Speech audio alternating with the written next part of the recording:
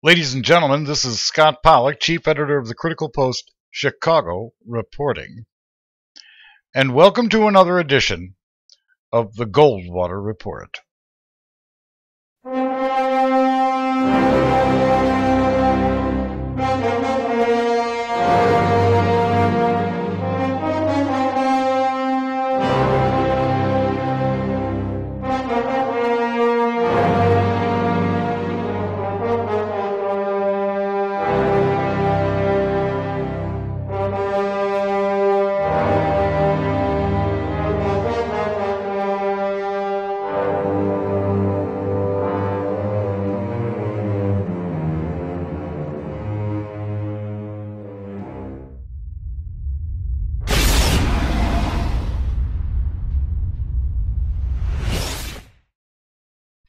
Ladies and gentlemen, thank you for joining us again here on our YouTube channel, on our news publication, the Critical Post Chicago. This particular broadcast submission, we want to do some recap of our first year of basically rehearsing this platform. Unfortunately, I'm the guy that has to sit here in front of this camera, in front of this microphone, because I can't afford to hire an anchor personality at this desk yet. You can support the Critical Post Chicago by going to our store and buying some sunglasses, or going to the head page of the Critical Post Chicago and clicking on an ad. Google will pay us. I'd also like to remind you, ladies and gentlemen, that currently we are living in an environment where H.R. 5736 has been fully implemented, which was included in the 2013 National Defense Authorization Act, which legalizes propaganda by the United States federal government upon the people, the good people living in this country. H.R. 5736. Look it up. It is called the Smith-Mundt Modernization Act. And we want to remind you that that is in full force. So be very careful about what you're watching on the internet. Be very careful about what you're watching on television, and be very careful about what you're listening to on the radio.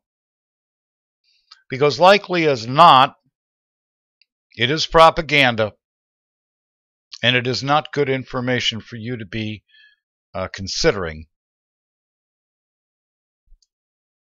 your legal reality. There is a lot of garbage content that you can spend your time watching or listening to. And from this desk, we can't lay claim to the idea that any of it is legitimate. It is there serving somebody's political agenda. Doesn't matter whose political agenda, it's somebody's political agenda.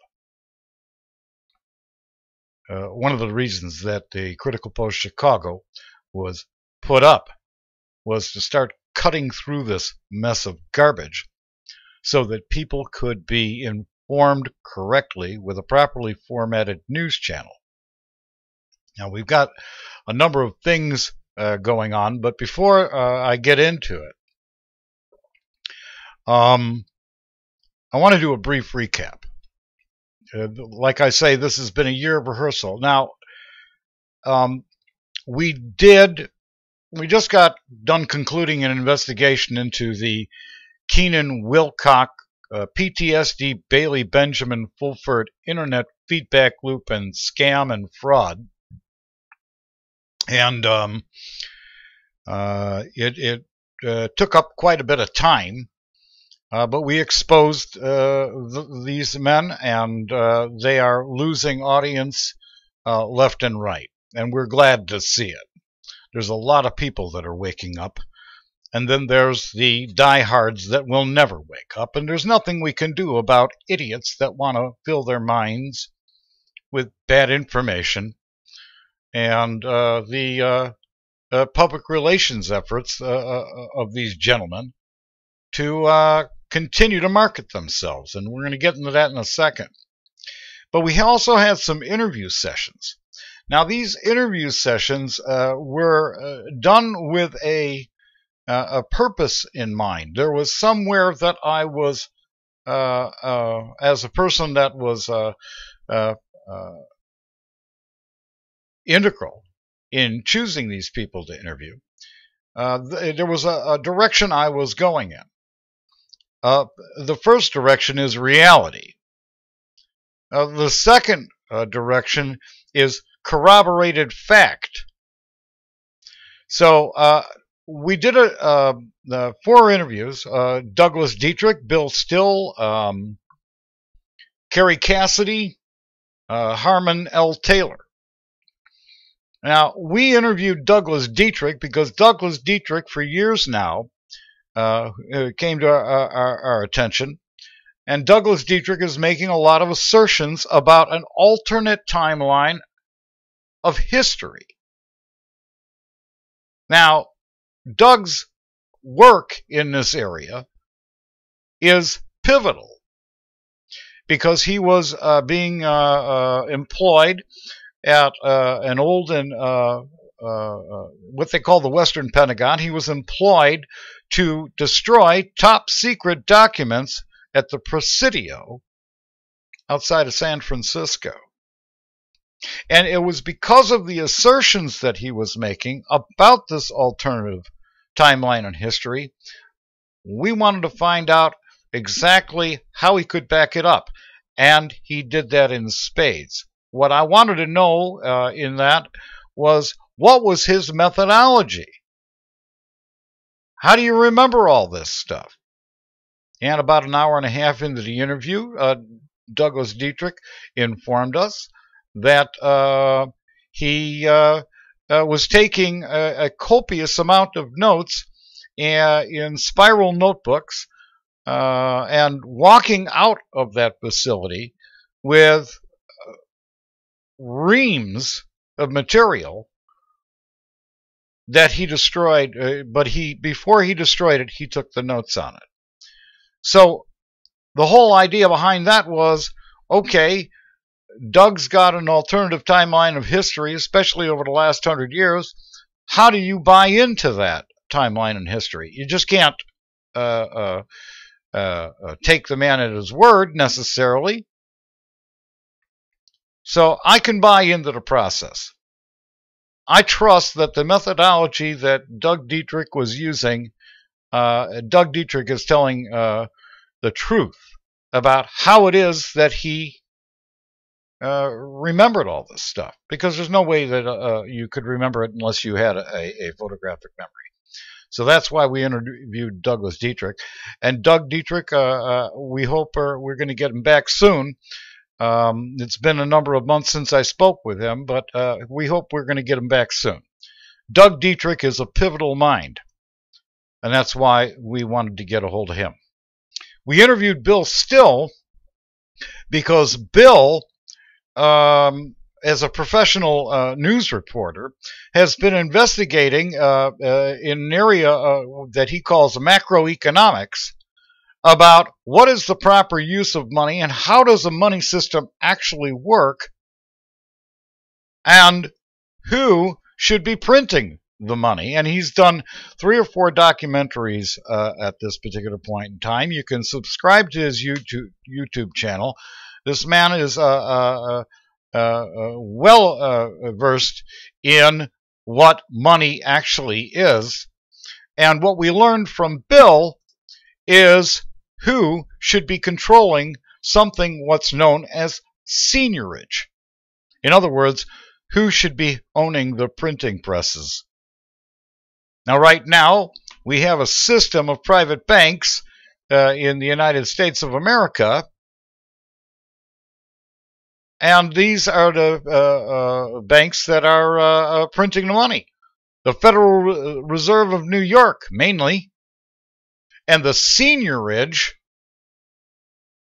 belongs to them, when it should be the government of the people, by the people, and for the people, not this thing that's masquerading as a government in Washington, D.C.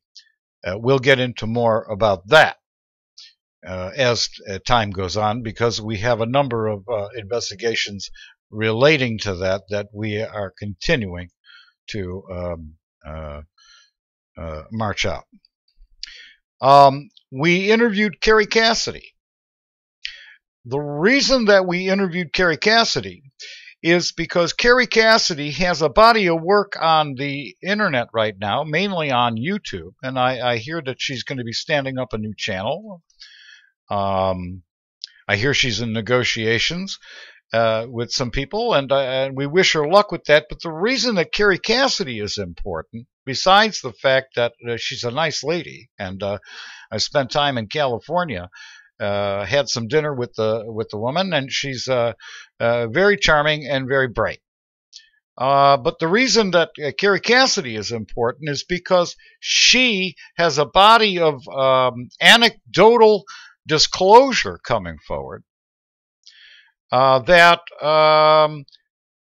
talks about the UFO phenomena, or the alien phenomena, and that, in fact, she has uncovered enough whistleblowers and enough anecdotal evidence to absolutely corroborate the fact that we have a secret space program and a shadow government.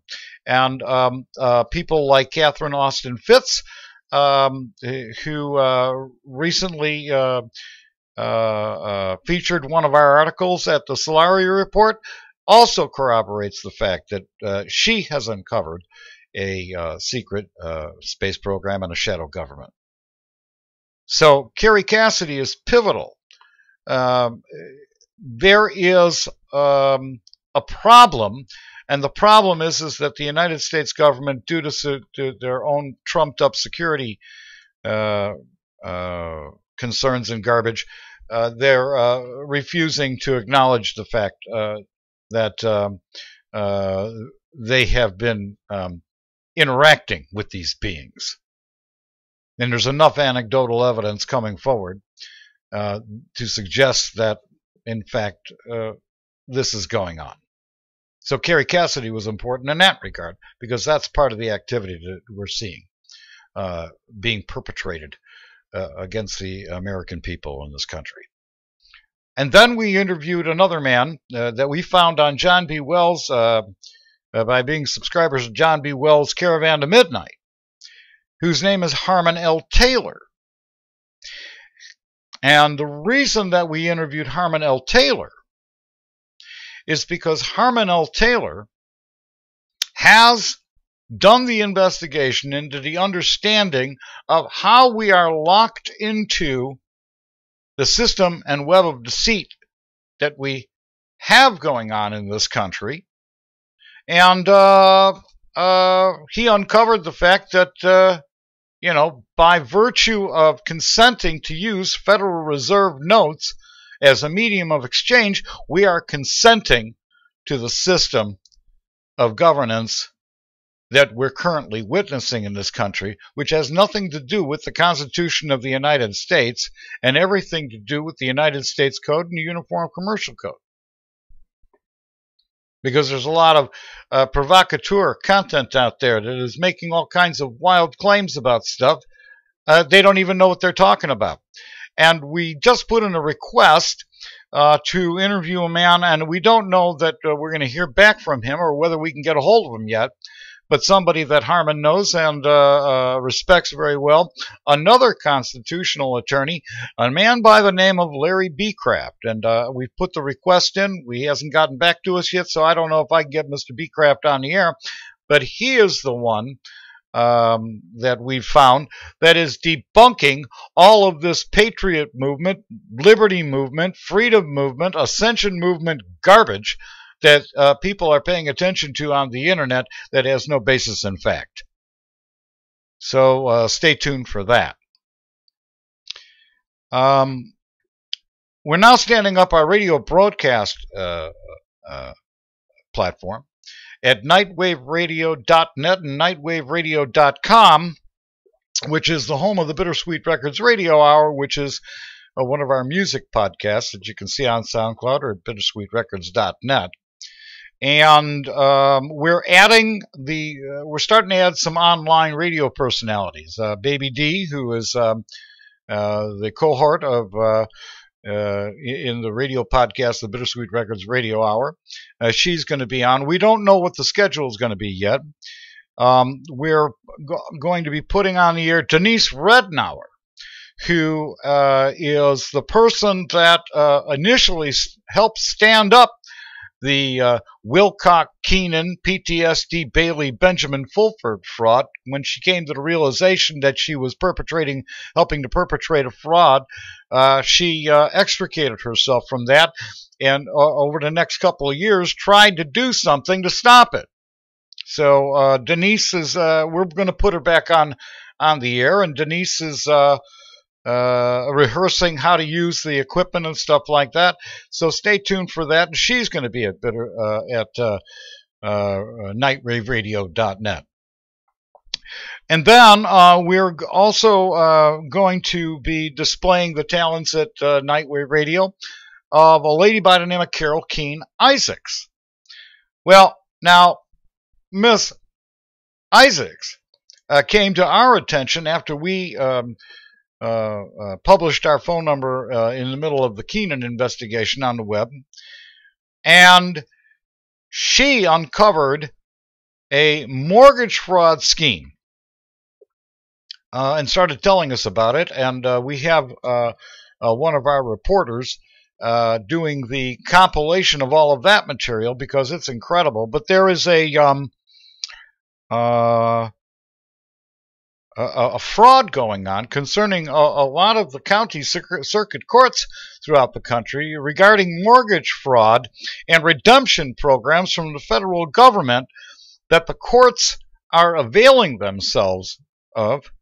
And she uncovered that as a result of her daughter being indicted for or being foreclosed upon. And she found the entire docket system. This woman is extremely bright, and she's got a lot of information. And she's called the FBI out, and she's called the comptroller, I believe, or the Secretary of the Treasury out for not doing their job of cleaning this mess up.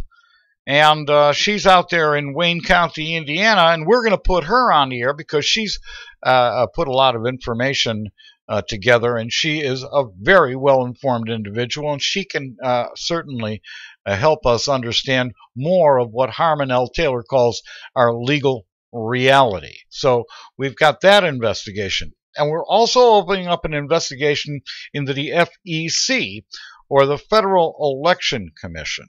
And the reason that we're doing that right now is because the Federal Election Commission is something that we should be paying attention to, because we're in the beginning of the middle of a brand new presidential election season, and all the propaganda enabled by HR 5736 is just flooding the television, flooding the internet, and flooding the radio. And now we're watching the whole kabuki theater of that. And what people don't realize is that they don't, in our opinion, you don't really have a vote, because you can't say no to any of it. And what we learned from Harmon L. Taylor is that when you don't say anything in this current system of legal reality, silence is consent. And that's very important, ladies and gentlemen. Silence is consent. But by the same token, if you make your choices known, you can only say yes to one thing or yes to another thing. You can't say no to any of it, and there is no vote of no confidence available to you. That's an incredible fact, ladies and gentlemen.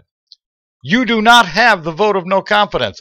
There is no place in the world that we're aware of in any overt manner that is publicized where the citizens of any particular country have a vote of no confidence and a way for that vote to prevail in democratic societies.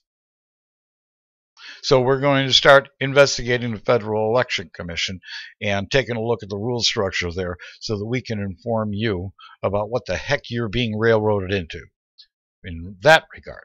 Because there's two political party corporations in this country that are railroading everybody. And everybody knows who they are. The Democratic Party and the Republican Party. And it's all involved in a system of money. We have oligarchs buying Congress.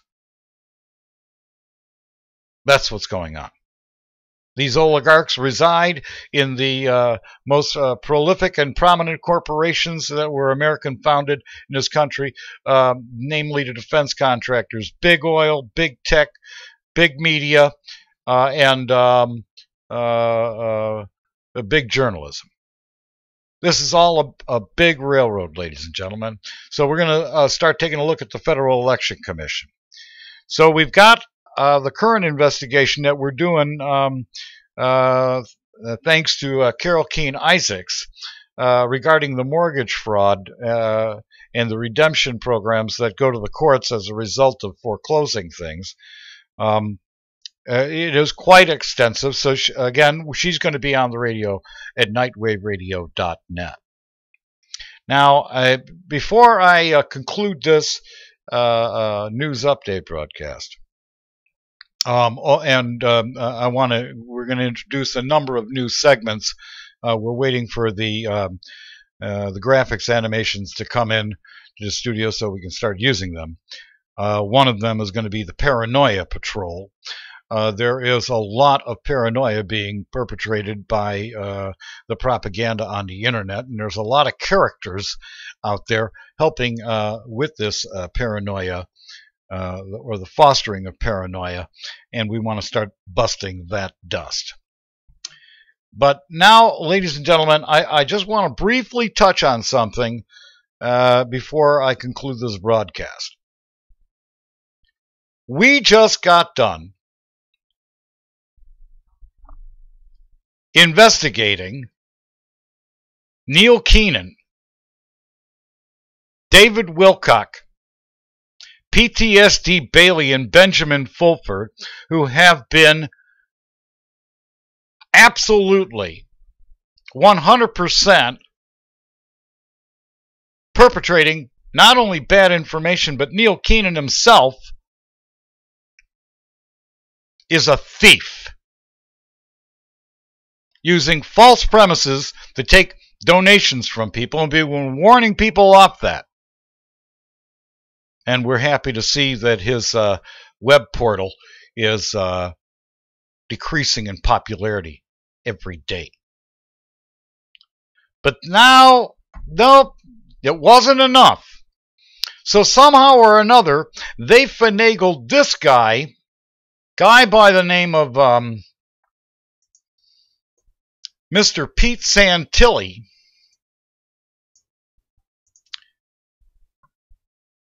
to remarket them.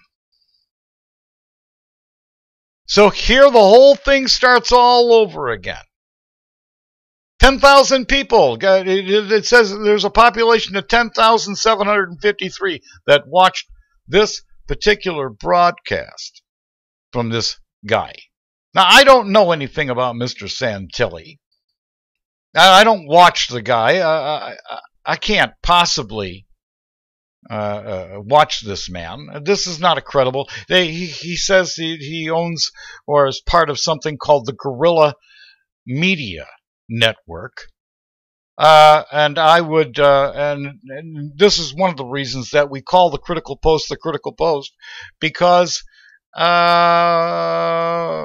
we're critical. Brian Sidler, myself, Jan O'Toole. I mean, when we stood this thing up, we said, yeah, let's call it the Critical Post, because somebody's got to call this garbage out. And it's not just the alternative news media, it's all media. It's garbage. You're not getting correctly sourced facts. And in this country, you got the blind leading the blind. But here comes Mr. Pete Santilli. I think it should be called the Ignorant Guerrilla Media Network, because they're remarketing Keenan. Here, listen to this. He uses all of this. He's got some professional graphics going on, but watch this guy. Let's listen to this for a second. Okay, I've literally waited, researched. Here's a guy.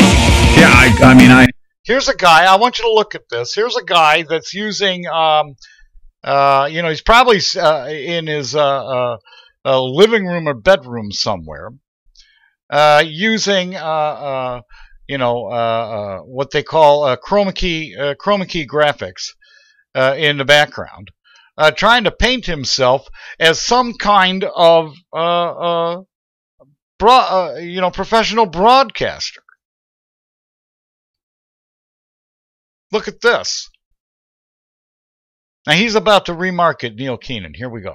Have the goosebumps right now because there's a story here to be told, and I feel so honored that He is honored to talk to Neil Keenan. I'm able to right now take the past 3.5 years that I've spent following the Keenan lawsuit. The was put out by David Wilcock and Benjamin Fulford. I said, wow, this is just so far-fetched, and I started digging into it and vetting. Now, his first notion was correct. It's so far-fetched. Apparently, Mr. Santilli didn't listen to Part 2B. As a matter of fact, he didn't listen to anything because he thinks I'm an idiot. That's okay. I don't care if he thinks I'm an idiot. I think he's an idiot. And I don't care whether his audience comes over here. Anybody that would be interested in watching a man like this pose as a professional broadcaster on YouTube, anybody that would watch this certainly doesn't want good information. They want to feed their paranoia. That's what's going on here. Listen to this. So that I could make a determination on my own. Is it real or is it not real? Is this even possible? So I actually, for 3.5 years, have made an independent determination of what you're about to hear in this episode of the Pete Santilli Show with Neil Keenan and his close associates. Now, how in God, what was his methodology that he made an independent inquiry and decision? What about this man, considering the persona that he's projecting on the internet, would have you believe that this man is a credible investigative news reporter? What about this man's appearance? Informs you that's true. Now, the guy's certainly willing. He can do whatever he wants on the web. I mean, just because he wears a baseball cap and sunglasses. I tried that routine for a while. I did that for 2 episodes of the Goldwater Report. Said, okay, I've had enough fun with that, and I abandoned it because people wouldn't take that seriously, and I knew it after the second one. I understand that. And I'm not pretending to be a well-trained anchor. I do the best I can, and as soon as we can afford an anchor person, believe me, I'm not going to be in front of this camera. But the last thing that I want to be accused of, and we want at the Critical Post Chicago is to be accused of, is some kind of propaganda spreading a yellow journalism network. Don't want it. Don't want any part of it. We're here to compete and give you information that informs you of your reality properly. We're not bloggers. When we put an opinion out, we say it's an opinion. This is an opinion about Pete Santilli. My opinion. Look at this. Yes, in fact, it is real. Now, yes, in fact, it's real. The court said it had no jurisdiction. It determined that it did not have jurisdiction. But not only that, Keenan didn't produce what he needed to produce after the initial filing. He had 45 days to come forward with what the court required, and he didn't come forward with it, and he withdrew it. So he used the court case as a fluff piece to puff himself up, and then he was able to perpetrate fraud over the next 20 or so months. And the major portion of that fraud went to a woman who was helping him be his propagandist, who was capricious enough to spend her retirement savings on this jerk, Neil Keenan. And now this guy's going to remarket him. You got to be kidding. Here, look at this guy. I gotta show you this. Hang on. Look at this guy. Okay, this is a professional reporter, right? Look at this. Go over to Indonesia. I mean, they're all concerned. It's just. Yeah, let's puff that smoke out there.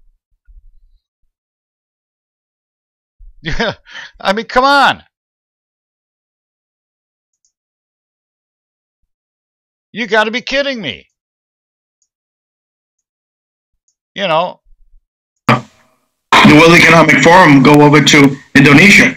I mean, they're all concerned. It's just too many people now. Spain, Greece, everybody. You gotta be kidding me. You would trust this man? Any of you people that watch this program, you would trust this man to give you properly formatted information?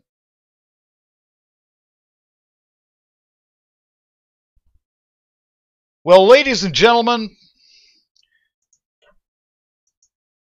I gotta tell you, you're nuts. It's bad enough that you watch television and you have a bunch of bubbleheads giving you bad information. Now you gotta go to the internet to find this? On the Ignorant Guerrilla Media Network. That's right. Ignorant. Remarketing Neil Keenan. You gotta be kidding. Well, anyways. All right, that's all I'm going to say about that.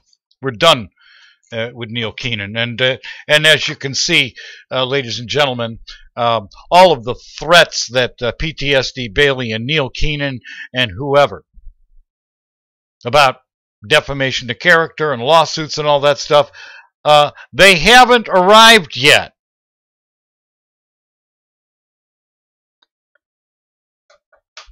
All right, that's enough. Again, we are standing up the nightwaveradio.net radio broadcast platform now. We've got some personalities that we're going to be inviting on the air. You're going to be able to call in on Skype and talk to the personalities, request music, whatever you want. And that's going to be at nightwaveradio.net and nightwaveradio.com, which is part of Worldwide TMA's broadcast platform, along with the Critical Post Chicago and Bittersweet Records. So we hope that you will come by, and thank you very much for indulging me in this short update. We'll be back. I'm going to be doing regular news updates now that we have our sea legs under us, and And as soon as I can get out from in front of this camera and from out from behind this microphone, believe me, ladies and gentlemen, I've got a lot more important stuff to do so that we can get properly sourced and formatted information to you from the capital of the Midwest Coast, Chicago, Illinois, USA. Again, my name is Scott Pollock, Chief Editor of the Critical Post Chicago Reporting. Thanks again for watching another edition of the Goldwater Report.